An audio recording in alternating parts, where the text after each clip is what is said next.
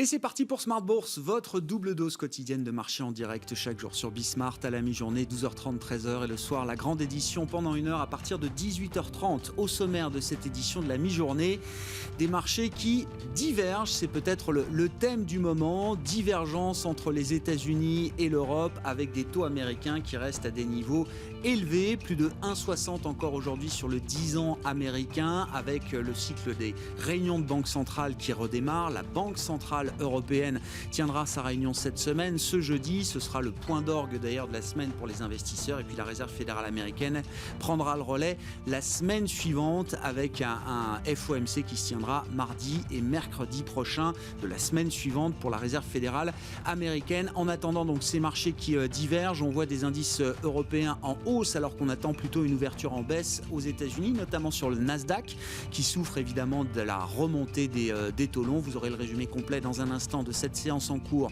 avec Nicolas Pagnès depuis la salle de marché de Bourse Direct. Et puis bien sûr, comme chaque lundi à la mi-journée, Bourse Direct avec nous en plateau pour le plan de trading de la semaine et c'est Frédéric Garcia qui nous accompagnera dans quelques instants.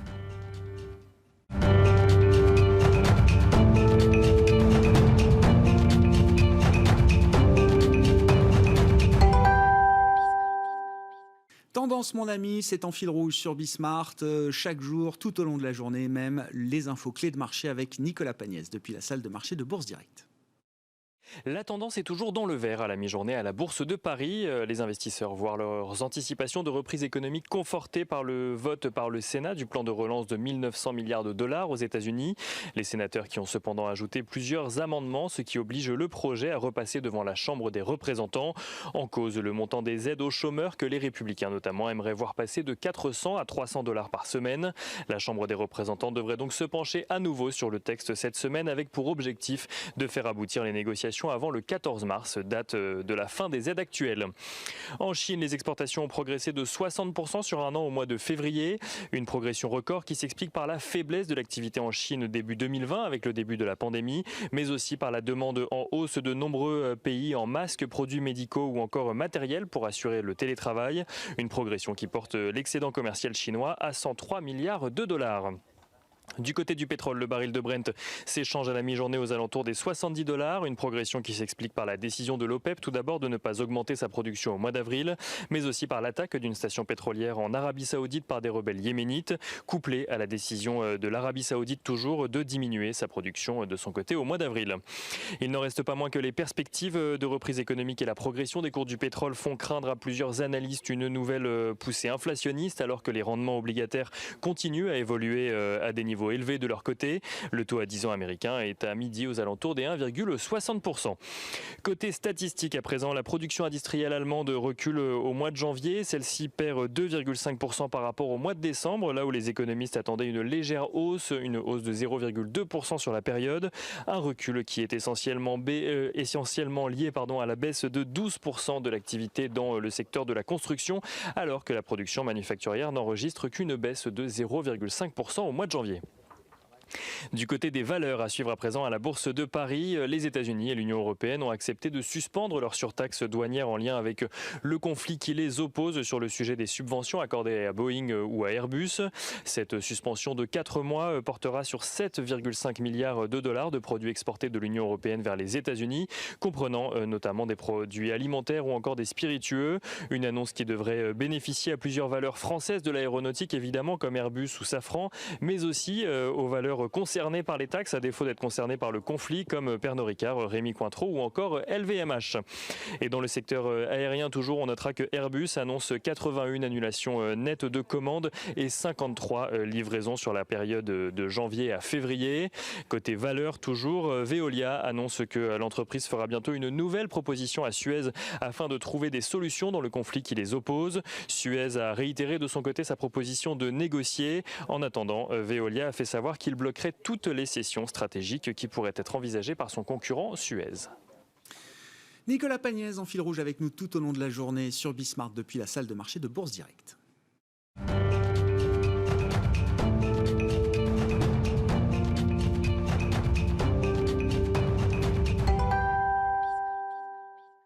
Chaque lundi à la mi-journée dans Smart Bourse, c'est le plan de trading avec notre partenaire Bourse Direct et Frédéric Garcia qui est à mes côtés en plateau aujourd'hui. Bonjour Frédéric, bonjour bienvenue, Grégoire. Vous êtes responsable de la salle des marchés de Bourse Direct, état des lieux des marchés en ce début de semaine. Il faut d'ailleurs peut-être revenir sur la séance de vendredi qui était visiblement intéressante. On est dans un environnement, quand même, il faut le dire, depuis quelques semaines où on voit les indices européens qui surperforment le marché américain et notamment le Nasdaq. C'est encore vrai aujourd'hui. C'est encore vrai aujourd'hui, comme vous le signalez Grégoire. Donc c'est vrai, cette fameuse décorrélation qu'on attend, tant attendue depuis de nombreuses années, peut-être nous est enfin arrivée.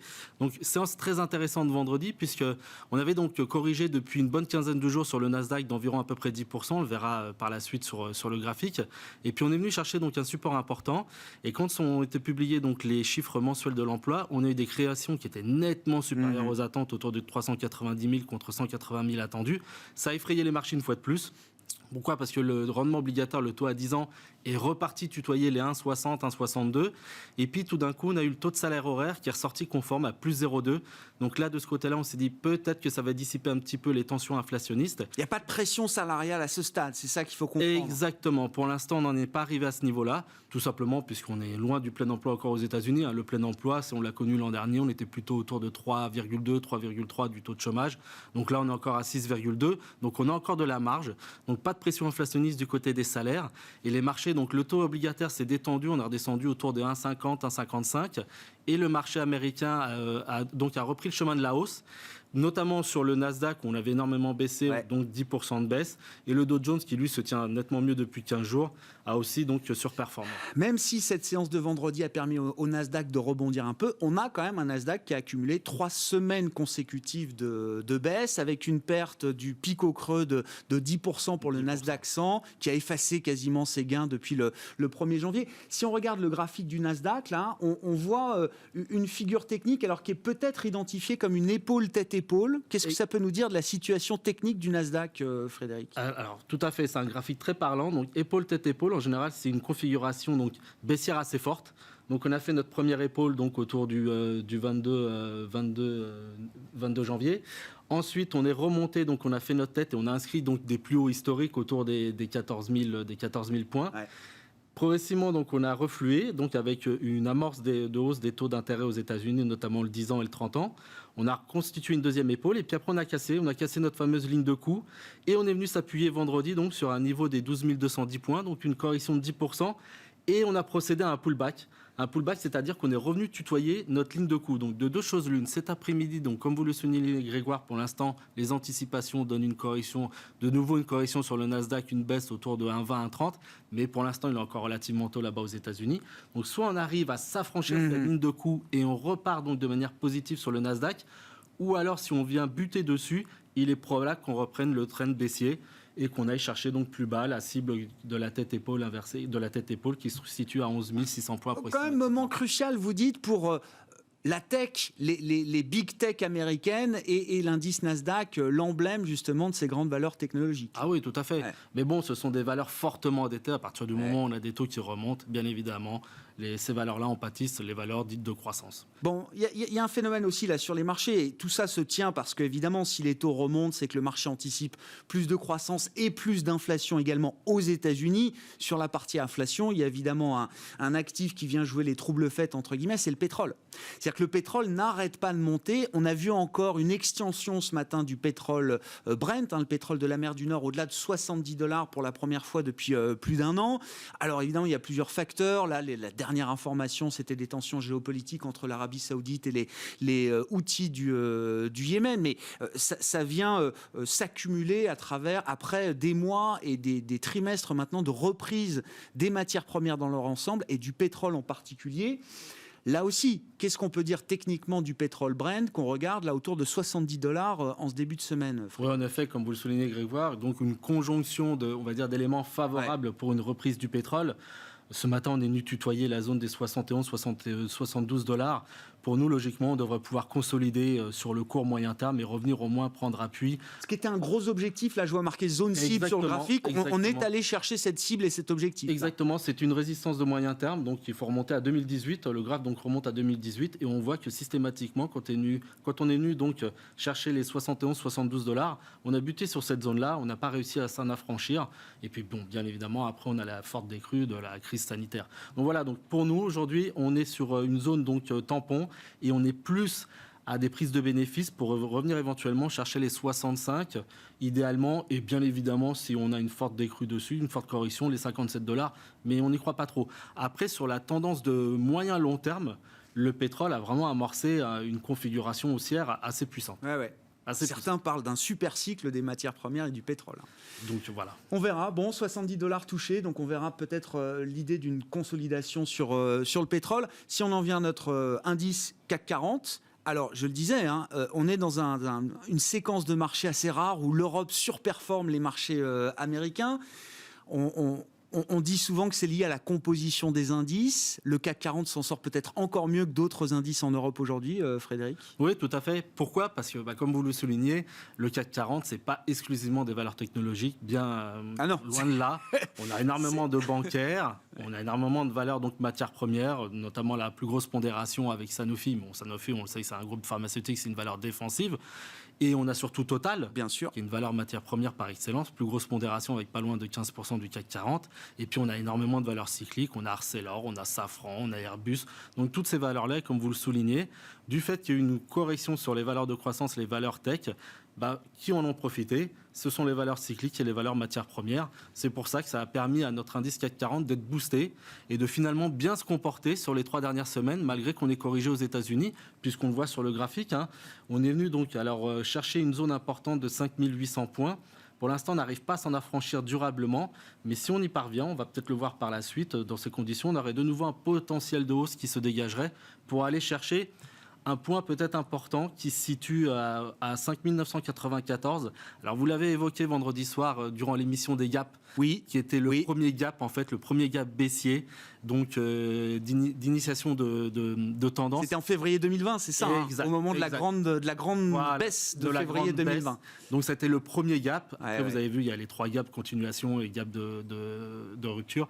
Et ça a coïncidé tout simplement avec la prise de conscience que la pandémie était là, qu'elle était installée. Donc l'objectif, là, c'est d'effacer complètement la crise pandémique. Si on va combler ce gap, effectivement, juste avant les 6000 points. Exactement, 5994 et pour être très précis, 5884. Est-ce que le marché parisien, est-ce que l'Europe peut s'affranchir des marchés américains pendant quelques temps encore, Frédéric ? On parlait d'un risque de correction plus poussé du Nasdaq. Est-ce que le CAC peut s'affranchir d'un éventuel mouvement, d'une éventuelle poursuite de la baisse du Nasdaq et des marchés américains ? À court terme, sur quelques séances, c'est encore possible. Sur le moyen terme, on y croit moins. On y croit moins, tout simplement. Après, c'est mécanique. Si jamais, donc, on sait très bien que le CAC 40 est détenu à 40-45% par des fonds anglo-saxons. On sait pertinemment que c'est une correction qui se poursuit aux États-Unis et qui prend de l'ampleur. Ces fonds-là seront obligés probablement de vendre en Europe pour venir donc compenser les pertes et essuyer les pertes aux États-Unis et venir soutenir les marchés. Donc oui, on peut rester encore un petit peu décorrélé, dématérialisé un petit peu des indices américains. Mais voilà, il ne faudrait pas que ça dure trop longtemps non plus. Il faut dire un mot peut-être de l'once d'or pour finir, Frédéric, qui est repassé sous les 1700 $. On était à plus de 2000 à l'été 2020, c'est ça. Et puis, ce qui a été une belle année pour l'or l'an dernier. Et puis, c'est vrai que depuis le début de l'année, avec le retour de l'appétit pour le risque, visiblement, c'est un actif qui subit quelques dégagements sous les 1700 $. Est-ce qu'on a là quand même l'idée d'un point d'entrée intéressant ? Alors, il est même parfait, je dirais. Parfait. Donc, on n'a pas ramené le graphe. Mais c'est vrai, on est descendu de 300 $ en ligne droite quasiment. Donc, on est revenu chercher un appui de moyen long terme sur 1690-1700 $. Donc, pour nous, c'est un niveau d'achat qui est parfait, avec éventuellement, pour les gens qui ont plutôt une optique de court terme, un stop de protection sur les 1670. Mais en tout cas, c'est une zone d'achat à 1690-1700 $. Bon, l'once d'or sous les 1700 $. Si l'once d'or doit rebondir, c'est maintenant. C'est ce qu'on doit comprendre. Merci beaucoup, Frédéric. Frédéric Garcia qui était avec nous pour le plan de trading de la semaine avec Bourse Direct, le responsable de la salle des marchés de Bourse Direct dans Smart Bourse à la mi-journée.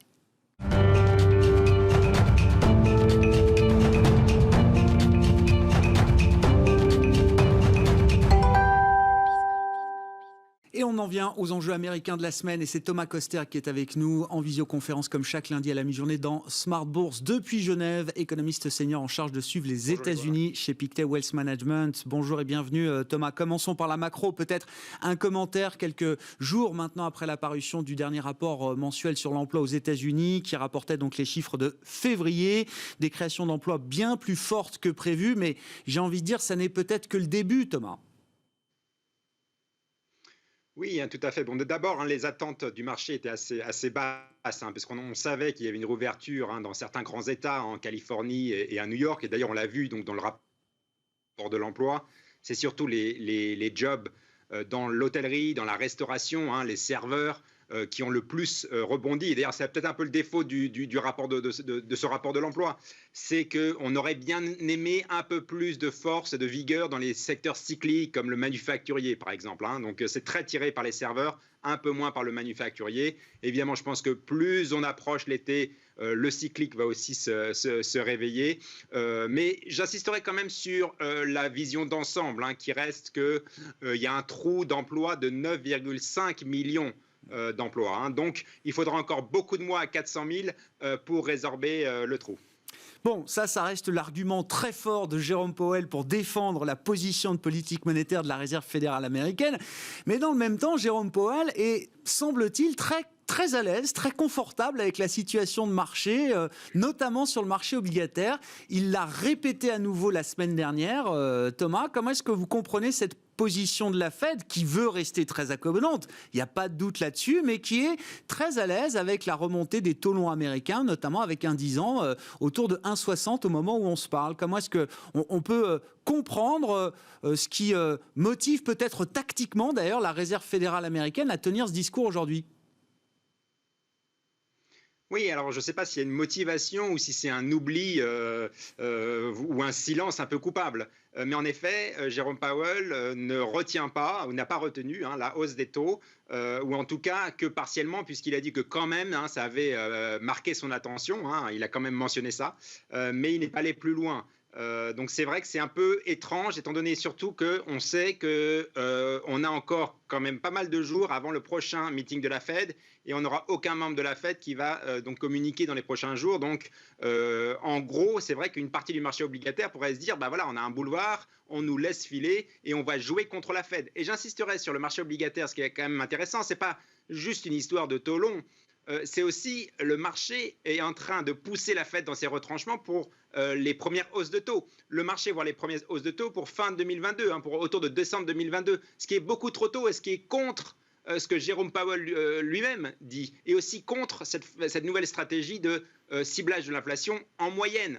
Donc la Fed a insisté sur cette stratégie qu'elle a dévoilée l'été dernier, et maintenant on a le marché qui dit « nous, on n'y croit pas du tout ». Donc là, il y a peut-être aussi un problème de communication de la part de la Fed et à un moment, il faudra quand même qu'elle revienne là-dessus. Deuxième chose aussi, il y a cette histoire du Supplementary Leverage Ratio, l'histoire de régulatoire, puisqu'il y a une exemption qui est liée à ce ratio de régulation qui prend fin mars. Et donc, il y a un peu une peur dans le marché que les banques ne puissent plus acheter des bons du Trésor. Et là aussi, on aurait mis un peu plus de la part de Jérôme Powell, potentiellement nous faire comprendre ou pas s'il y aurait une extension, puisque cette histoire de régulation bancaire crée beaucoup de friction dans le marché obligataire également à l'heure actuelle. Est-ce que c'est important, évidemment, un sujet de régulation. Est-ce qu'on autorise les banques finalement à acheter plus, à détenir plus de treasuries ou à continuer d'acheter toujours plus de treasuries? Est-ce que c'est un sujet qui sera réglé, alors pas cette semaine, mais la semaine prochaine avec le comité de politique monétaire de la Fed,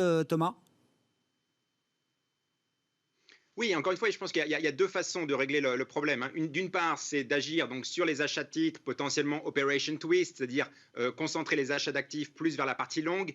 Ça semble moins probable à l'heure actuelle, puisqu'encore une fois, il y a une certaine tolérance de la Fed. Par contre, agir sur le côté de régulation bancaire et sur ce fameux ratio d'endettement, je pense que là, il y a de quoi faire et la pression est en train de monter sur la Fed pour décider en tout cas d'une extension partielle de ce ratio. Parmi les faits qui vont marquer la semaine, alors évidemment la réunion de la Banque Centrale Européenne avant celle de la Fed la semaine prochaine, Thomas, mais on aura côté américain un chiffre d'inflation qui est une des mesures qui est quand même regardée par le marché, notamment l'indice des prix à la consommation, le CPI pour le mois de février qui sera publié ce mercredi. Je crois que le core CPI en janvier s'établissait à 1,4%. Est-ce qu'il faut attendre dès le mois de février des effets importants justement sur cette mesure d'inflation, ou est-ce qu'on est encore dans une zone confortable avant les turbulences que tout le monde anticipe sur le bruit que tout le monde anticipe sur les chiffres d'inflation? Oui, donc comme vous l'avez dit, hein, le problème des attentes d'inflation, donc elles ont beaucoup augmenté et en plus elles extrapolent. Et elles extrapolent notamment les matières premières. Les matières premières ont beaucoup monté et en gros le marché des attentes d'inflation dit qu'il va y avoir des effets de second tour, donc que ça va se transmettre à tous les prix et qu'on aura en moyenne une inflation pour les 10 prochaines années au-dessus de 2%. Ce qui paraît quand même un peu exagéré. Et en effet, surtout exagéré par rapport à ce qu'on voit à l'heure actuelle, c'est-à-dire que la vraie inflation, elle, pour le moment, n'a pas complètement augmenté. Mais ça peut faire un trou et un problème, parce que le marché, lui, s'attend à plus d'inflation. Il ne la voit pas dans les chiffres, et je pense que ça fait aussi partie de la panique. Peut-être il faudrait attendre qu'enfin on voit un peu d'inflation dans les vrais chiffres. Pas trop, et peut-être à ce moment-là, le marché des attentes d'inflation va se calmer. Nous, on s'attend toujours à un petit sursaut de l'inflation au printemps, qui est lié à la réouverture, qui est lié aussi au prix des services comme évidemment l'hôtellerie, les voyages, les prix des billets d'avion. Ça va évidemment monter, hein. Mais au-delà de ça, on s'attend à ce que les salaires restent sous cloche, hein, et que, notamment parce que le marché de l'emploi mettra plus de temps à s'en remettre que le paiement après. En tout cas, on croit au scénario de la surchauffe. Bon, Thomas, peut-être un mot. Alors, on va essayer de maintenir la liaison. Il y a un peu de bruit sur la ligne, mais c'est encore correct, Thomas. Un mot quand même peut-être de l'American Rescue Plan qui entre dans sa séquence finale sur le plan législatif avec le vote du Sénat ce week-end, le retour à la Chambre des représentants aujourd'hui et puis ensuite la signature officielle du président des États-Unis, Joe Biden. Thomas, est-ce que au cours de cette navette législative, est-ce qu'il y a des amendements particuliers qui ont pu être apportés au plan de soutien américain qu'il faut noter? Alors, le plan de soutien donc, qui sera présenté à nouveau à la Chambre des représentants pour un vote qui pourrait avoir lieu dès ce mardi, c'est ce qu'indiquait le leader de la Chambre des représentants. Je vous rappelle que le Sénat a voté, alors vraiment de manière très fine, puisque c'est la voix de la vice-présidente Kamala Harris qui a permis aux démocrates d'emporter ce vote d'une voix. Hein. Vous le savez que la majorité est déterminée au Sénat, en tout cas pour les démocrates, par la vice-présidente Kamala Harris. Et donc, le plan va revenir désormais à la Chambre des représentants avant une approbation finale pour, dans les prochains jours, aux États-Unis pour Joe Biden. Bon, on va conclure là. Juste un mot encore, parce que Frédéric, vous êtes resté avec nous en plateau. Frédéric Garcia, le responsable de la salle des marchés de Bourse Direct. Ça nous amène quand même à dire un mot de l'euro-dollar. On n'a pas parlé de l'euro-dollar jusqu'à présent. Et c'est vrai que c'est peut-être un des contre-pieds les plus marquants de ce début d'année. En début d'année, tout le monde était baissier dollar, Frédéric. J'ai l'impression qu'aujourd'hui, tout le monde court plutôt un peu après le dollar. Exactement. Donc, on avait une forte anticipation pour la parité, aller chercher le 1,25. Et puis, finalement, ça ne s'est pas produit. Et quand on regarde la configuration graphique, du fait que les taux remontent tout simplement, donc il y a un différentiel important. On parle du carry trade, c'est-à-dire qu'il est plus intéressant aujourd'hui d'emprunter aux États-Unis puisqu'on a un rendement, alors qu'en zone euro, ce rendement, il est exactement nul. Donc, le dollar s'apprécie par rapport à l'euro. Donc, deux éléments positifs pour les marchés à actions européens, c'est que finalement, ça favorise nos valeurs exportatrices, et notamment les valeurs luxe. On le voit donc depuis ce matin, je crois. Ouais. LVMH, Hermès, Pinot, tout ça donc performe largement le marché. Et puis aussi, chose importante, pour les investisseurs américains, aujourd'hui, il est peut-être intéressant d'acheter des actions européennes, puisqu'après, quand ils vont les transformer et rapatrier les dollars, forcément, ça aura un effet bénéfique sur leur position.